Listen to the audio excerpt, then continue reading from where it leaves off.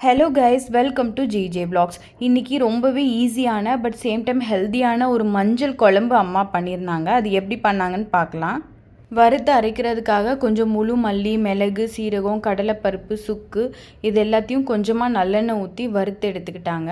அதுக்கப்புறமா அதே பேனில் கொஞ்சம் நல்லெண்ணெய் ஊற்றி சின்ன வெங்காயம், தக்காளி, வெள்ளைப்பூடு இது எல்லாமே வறுத்தாங்க.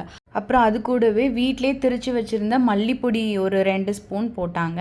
இது எல்லாத்தையும் சேர்த்து வதக்கி ஆற வச்சுட்டு அப்புறம் ஒரு மிக்சி ஜாரில் போட்டு எல்லாத்தையுமே மொத்தமாக பேஸ்ட் மாதிரி பண்ணி எடுத்துக்கிட்டாங்க. அப்புறம் கட் பண்ணி வச்சுருந்த பச்சை மஞ்சளை கொஞ்சம் நல்லெண்ணெய் ஊற்றி அதில் ஃப்ரை பண்ணி எடுத்துக்கிட்டாங்க.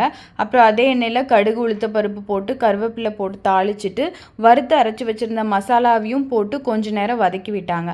அப்புறமா புளி கரைசல் ஊற்றிட்டு நல்லா கொதிக்க விட்டாங்க. கொதித்து முடிஞ்சதுக்கப்புறமா நம்ம ஃப்ரை பண்ணி எடுத்து வச்சுருந்த பச்சை மஞ்சளை போட்டுட்டு அப்புறம் ஒரு 2 மினிட்ஸ் சிம்மில் வச்சுருந்தா முடிஞ்சுதுங்க. அவ்வளோதான்.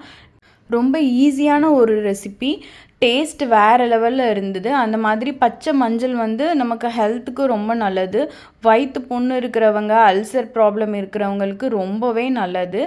அது கூட கொஞ்சம் ஃப்ரையம்ஸ் வச்சு சூப்பராக என்ஜாய் பண்ணி சாப்பிட்டேன். நீங்களும் கண்டிப்பாக இந்த குழம்பு செஞ்சு எனக்கு எப்படி இருந்ததுன்னு சொல்லுங்கள். Bye guys.